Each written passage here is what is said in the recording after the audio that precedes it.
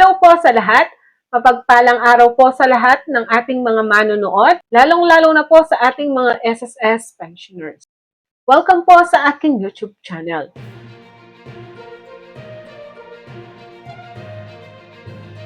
Sa video po na ito, ating bibigyang kasagutan ang tanong ng ating mga SSS pensioners.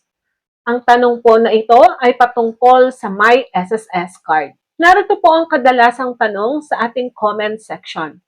Kailangan po bang mag-apply ng My SSS card? Sagot po dito, hindi po necessary na mag-apply po kayo ng My SSS card o hindi po siya mandatory. According po kay SSS, yung mga SSS ID, yung UMID ID na meron po kayo before, so valid pa po yan. Ngayon po sa mga SSS pensioners, alam naman po natin na meron na kayong ATM na kung saan merong nakalink na bank doon at doon nyo po natatanggap ang inyong pensyon.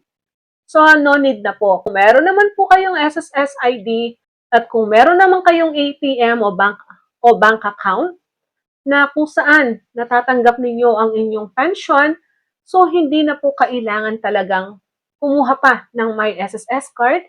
So, yun lamang po ang ating information sa ngayong araw na ito. Have a nice day and God bless us all. Ito po ang inyong lingkod, Pro Information Hub.